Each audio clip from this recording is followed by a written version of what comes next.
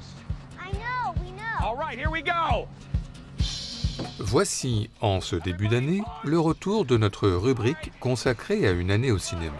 Alors voyageons une nouvelle fois dans le temps et revenons 20 ans en arrière à l'année 2006.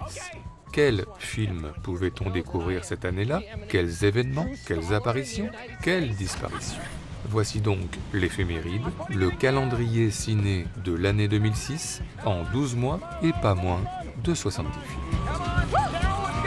Et commençons par le mois de janvier, avec en salle la découverte du nouveau film d'Andrew Niccol, qui nous plonge dans le monde des trafiquants d'armes, et du nouveau film de George Clooney, réalisateur, qui nous replonge dans le macartisme des années 50. À part ça, Steven Spielberg, dans Munich, revient lui sur la prise d'otage d'athlètes israéliens par le groupe Septembre Noir pendant les JO de Munich en 1972, et en reconstitue notamment la plus célèbre image.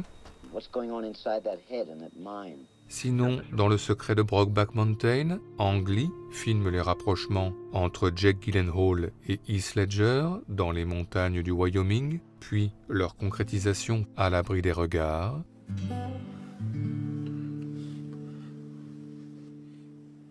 Et puis dans Jarhead, Sam Mendes revient sur la première guerre du Golfe, avec Jake Gyllenhaal, encore lui, qui s'enthousiasme tout d'abord devant Apocalypse Now, et la chevauchée des Valkyries de Wagner, impatient de partir au front.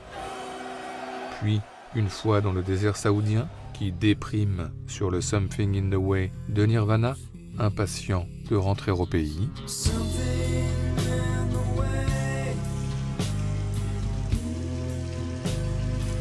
Enfin, Une place au soleil, La nuit du chasseur, Lolita, Bloody Mama, Le locataire, L'aventure du Poséidon, l'actrice Shelley Winters disparaît.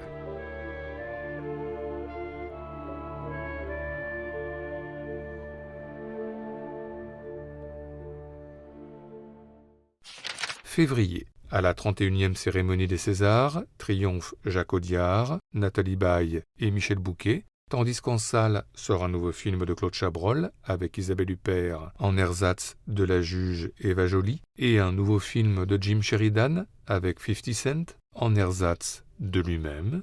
À part ça, James Mangold et Joaquin Phoenix, dans Walk the Line, mythifient encore un peu plus Johnny Cash, en commençant par son célèbre concert à la prison de Folsom en Californie. Mr. Cash? Mr. Cash. Enfin, splendeur des splendeurs, Terrence Malick, dans Le Nouveau Monde, revient sur la découverte du Nouveau Monde avec l'arrivée des premiers navires anglais en Amérique, au rythme de l'or du Rhin de Wagner, encore lui, avant de se concentrer sur la rencontre entre John Smith, Colin Farrell et Pocahontas, Koryanka Kilcher, à l'écart du bruit et de la fureur du monde, sur le concerto pour piano numéro 23 de Mozart.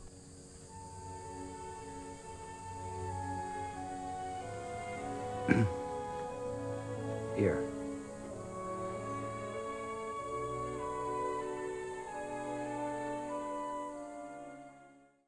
Mars, 78e cérémonie des Oscars, des statuettes pour Paul Haggis et pour Ang Lee, tandis qu'en salle sort un deuxième Basic Instinct et un troisième Destination Finale. À part ça, dans Truman Capote, Ben S. Miller et Philip Seymour Hoffman partagent leur vision très éthérée et très jazz de l'écrivain américain. Sinon, dans un tout autre registre, Eli Roth, dans Hostel, choque l'Amérique en inventant le torture porn, et ça fait mal. Who are you? Where the fuck am I? What the fuck is this shit? Enfin, toujours dans un tout autre registre, Johanna Adjitoma et Khalil Jorej, dans A Perfect Day, filment l'évolution du jeune Malek, englué dans les tensions politiques et familiales à Beyrouth, des bouchons dans la circulation en ouverture, à la libération finale en bord de mer et en bord de route, sous l'égide d'oiseaux migrateurs, l'idée d'un envol.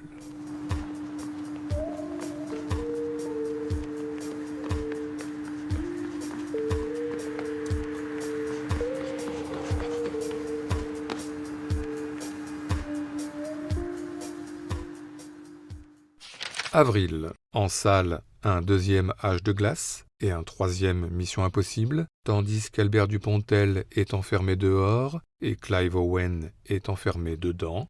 À part ça, John Malkovich, dans le Klimt de Raoul Ruiz, incarne le peintre autrichien, quelque peu perdu au milieu de ses chats au sol et des feuilles d'or dans les airs. Sinon, Nathalie Portman, dans V pour Vendetta, découvre l'antre de l'anarchiste V, rempli de livres, de tableaux et d'un jukebox passant en boucle. Cry Me a River de Julie London. Cry me a river, cry me a river. Et puis, dans le cultissime OSS 117, Le Caire nid d'espion de Michel Hazanavicius, Jean Dujardin invente un espion qui ose tout, et c'est à ça qu'on le reconnaît. Vous êtes très français, en fin de compte. Merci. Enfin, rien à voir, et c'est ça qui est bien, dans Vers Zara, Yash Chopra imagine une histoire d'amour impossible, très Roméo et Juliette, entre Shah Rukh Khan et Preeti Zinta, lui indien, elle pakistanaise, le tout en chanson, évidemment.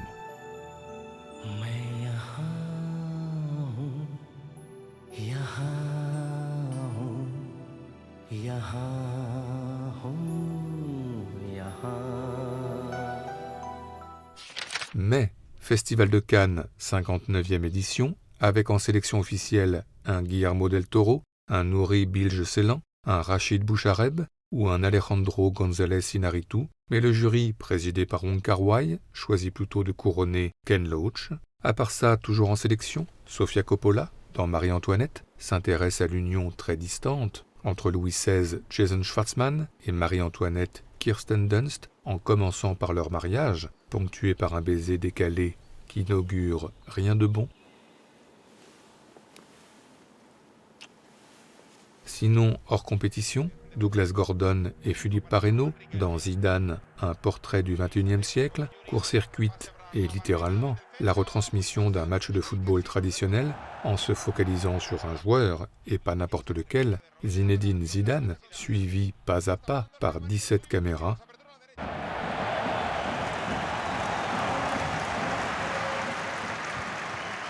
Enfin, toujours à Cannes, 2 films et 2 scènes, larmes, coup sur coup, dans Volver de Pedro Almodovar, la chanson improvisée au restaurant par Penélope Cruz aux côtés de sa fille Johanna Cobo, et en embuscade, pas loin de là, sa mère Carmen Maura qui veille. Tengo miedo del encuentro con el pasado que vuelve a enfrentarse con mi vida.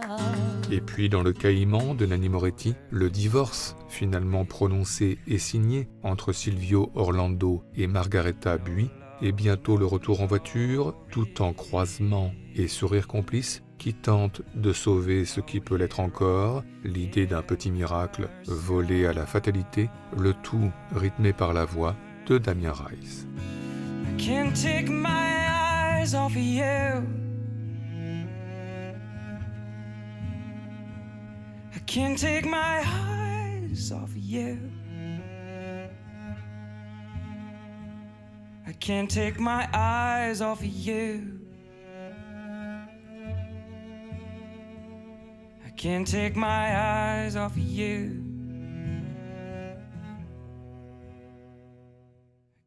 Juin. En salle, Robert Guédiguian revient en Arménie, tandis que Rabat Amer Zaimesh revient lui en Algérie. À part ça, dans La colline à des yeux, Alexandre Aja refait un classique du cinéma d'horreur de Wes Craven et propulse une famille américaine typique avec camping-car, crème solaire, transat et drapeau américain en plein cauchemar, seul dans le désert au milieu de nulle part, ou presque. Sinon, dans un registre différent, les studios Pixar, dans Cars, se souviennent de la route 66 avec Flash McQueen et Sally.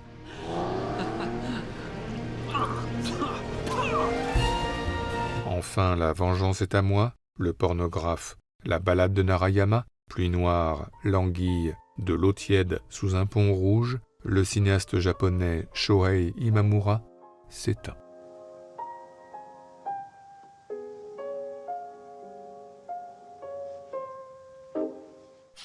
Juillet, en salle, découverte d'une nouvelle aventure de Superman, tandis que Paul Greengrass revient, lui, sur la tragédie du 11 septembre. À part ça, dans Les Berkman se séparent, Noah Baumbach fait imploser la famille Berkman, Jeff Daniels, Laura Linney et leurs enfants Jesse Eisenberg et Owen Klein. Okay, yeah. Mom and I are going... We're going to separate. Sinon, implosion de la famille toujours, mais dans un autre genre. Rob Zombie, dans The Devil's Rejects, imagine la fin de la famille Firefly comme une apothéose, un chant du cygne, sur le Freebird des Lynyrd Skynyrd.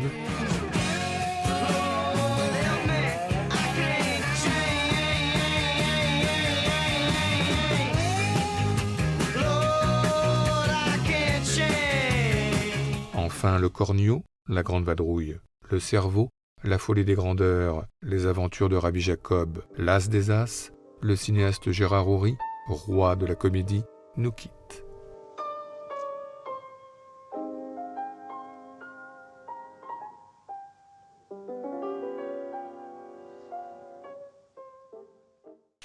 Août. En salle, découverte du nouveau film de Night Shyamalan, du nouveau film de Nicole Garcia, mais aussi du personnage de pirate Jack Sparrow, incarné par Johnny Depp. À part ça, dans Des serpents dans l'avion, une improbable invasion de serpents sème la panique dans un avion. Mais heureusement, l'agent du FBI, Samuel L. Jackson, est là. Enough is enough!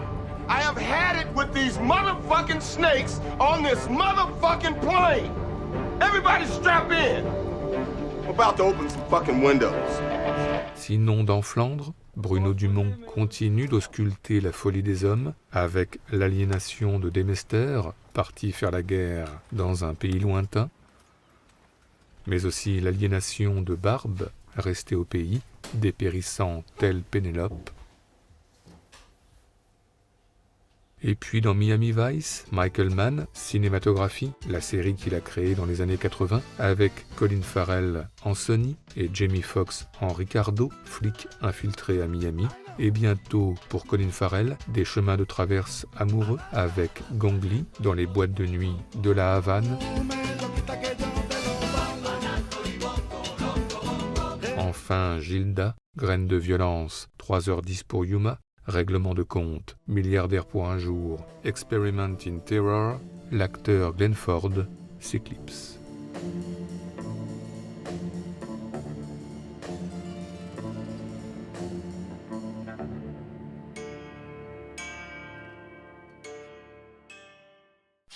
Septembre. Le mois commence avec la Mostra de Venise et le triomphe du cinéaste chinois Ia Zhangke, tandis que sort en salle un nouveau film du duo Benoît Delépine-Gustave Kervern, mais aussi un nouveau film de Richard Linklater, adapté de Philippe Cadic, et un nouveau film d'Oliver Stone, qui revient sur les attentats du 11 septembre.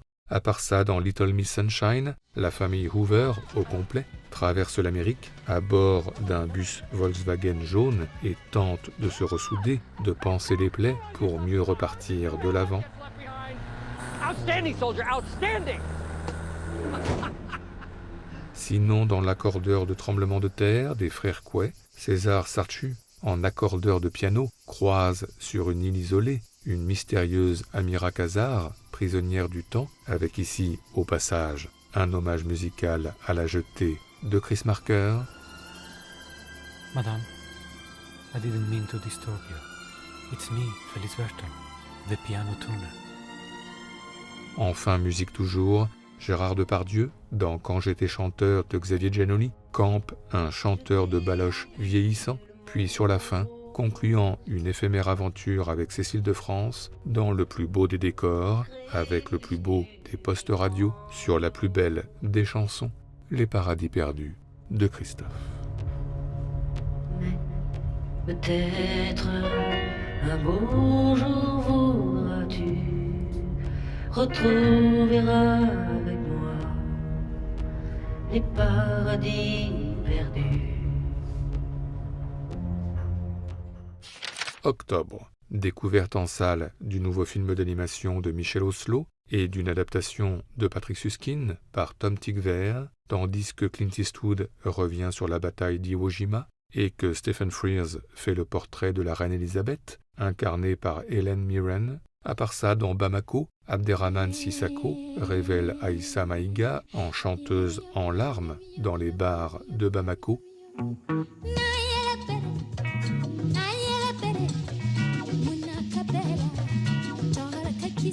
Sinon, dans Paris, Christophe Honoré fétichise, avec la complicité de Romain Duris, un 45 tours de Kim Wilde, tandis que dans Les Lumières du Faubourg, Aki Kaurismäki imagine la romance entre Janne Itiainen et Maria Keiskainen, et comme toujours chez le cinéaste finlandais, cela se passe dans une certaine retenue, au restaurant, au cinéma ou pendant un concert rock.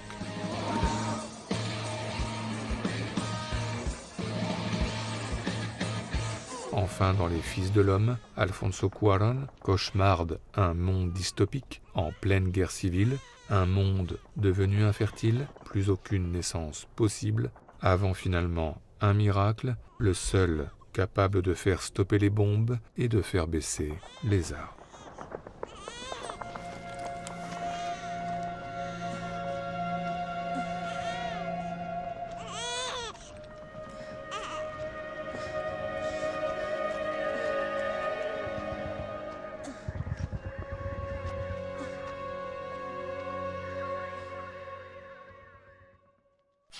Novembre. En salle, un nouveau film de Woody Allen, avec Scarlett Johansson notamment, et un nouveau film de Brian De Palma, d'après James Ellroy, avec Scarlett Johansson notamment, et puis le premier James Bond, version Daniel Craig, et un nouveau Christopher Nolan, dans le monde de la magie. À part ça, Pascal Ferrand, dans Lady Chatterley, adapte D.H. Lawrence et filme les rapprochements secrets entre la châtelaine Marina Hans et le garde-chasse Jean-Louis Couloche. Sinon, Alain Resnais, dans Cœur, confirme son amour immodéré pour la neige, en extérieur comme en intérieur, et même au figuré, la neige du téléviseur. Et puis Paul Verhoeven, dans Black Book, révèle Caris Van Houten, en résistante néerlandaise, infiltrée dans les hautes sphères nazies pendant la Seconde Guerre mondiale.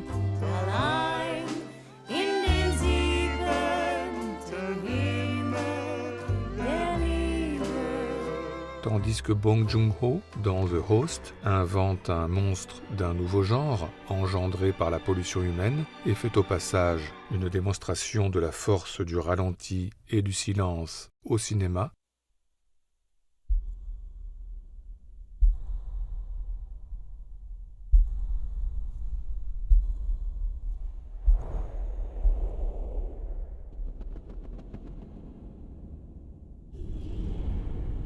Enfin, le mois de novembre est endeuillé par la disparition de Claude Jade, l'inoubliable Christine Darbon chez François Truffaut, et la disparition de Philippe Noiret, l'inoubliable interprète d'Alexandre le Bienheureux, l'horloger de Saint-Paul ou le vieux fusil.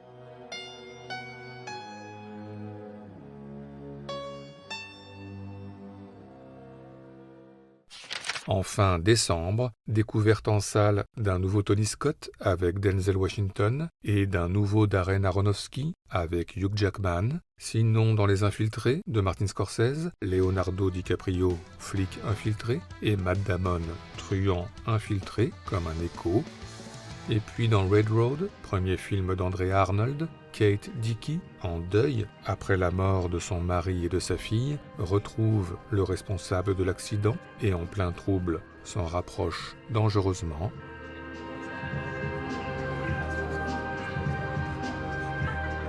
Enfin, cette fin d'année est marquée par la découverte de The Last Show, film posthume de Robert Altman, décédé un mois plus tôt.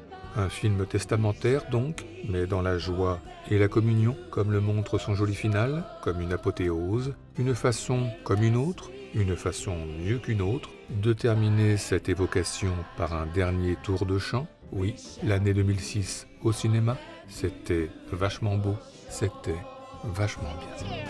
There's a land that is is fairer than